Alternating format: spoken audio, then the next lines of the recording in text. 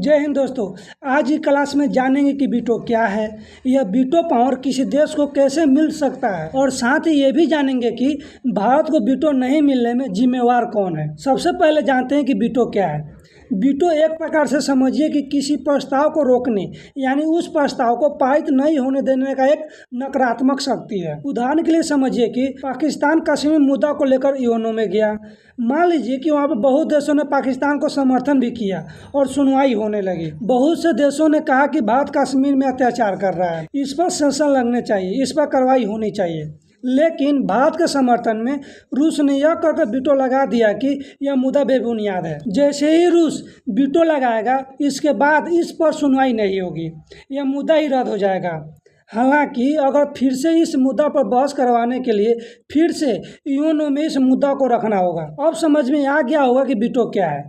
अब जानते हैं कि वीटो पावर मिलता कैसे है। तो वीटो पावर लेने के लिए यानी अगर कोई देश वीटो पावर लेना चाहता है तो उस देश के पास 2/3 देशों का समर्थन होना चाहिए और साथ ही यूएनओ के जो 5 अस्थायी सदस्य हैं, अमेरिका, चीन, फ्रांस, ब्रिटेन तथा रूस, इन पाँचों में से 5 देशों का समर्थन होना चाहिए, तभी उस देश को वीटो मिलती है। और वीटो मिलने के साथ ही यूएनओ में अस्थायी सदस्यता भी मिल सकती है। अब समझ में आ गया होगा कि वीटो पावर किसी देश को कैसे मिल सकता है। अब जानते हैं कि भारत को वीटो पावर नहीं मिलने में जिम्मेवार कौन है, क्योंकि 2/3 देश भारत के समर्थन में है और साथ ही वीटो पावर वाले 5 देशों में से 4 रूस, फ्रांस, अमेरिका और ब्रिटेन का समर्थन भी प्राप्त है, लेकिन चीन समर्थन में नहीं है।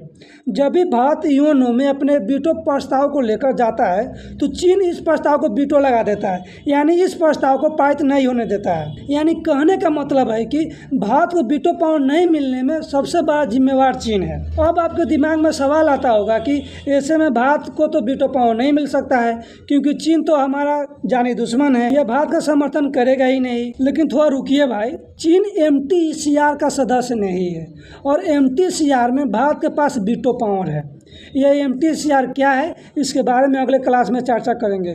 फिलहाल के लिए संक्षिप्त में जानिए कि अगर कोई देश 400 किलोमीटर रेंज का मिसाइल टेक्नोलॉजी खरीदता है या बेचता है तो उसके लिए एमटीसीआर का सदस्य होना चाहिए, यानी उसके लिए एमटीसीआर का सदस्य होना अनिवार्य है। और इसी मुद्दे पर चीन भारत को समर्थन करेगा तो भारत को वीटो पावर मिलेगी और भारत चीन को समर्थन करेगा तो चीन को एमटीसीआर में सदस्यता मिलेगी। यानी कहने का मतलब है कि इसी मुद्दे पर ऊंट पहाड़ के नीचे आएगा। खैर, जब भी भारत को वीटो पावर यूज करने की नौबत आती है तो रूस भारत का साथ देता है और उस प्रस्ताव पर उस मुद्दे पर वीटो लगा देता है, जिस कारण से भारत को वीटो पावर नहीं होने के चलते कोई खास फर्क नहीं पड़ता है। जिस यूएनओ को इस खास वीटो पावर के लिए जाना जाता है, उस यूएनओ को अगले क्लास में जानेंगे कि यूएनओ क्या है, कब और क्यों स्थापना की गई, यानी यूएनओ का पूरा जन्म कुंडली को अगली क्लास में जानेंगे। तो दोस्तों, यह जानकारी कैसी लगी कमेंट बॉक्स में जरूर बताएं। मिलते हैं अगली क्लास में, तब तक के लिए जय हिंद।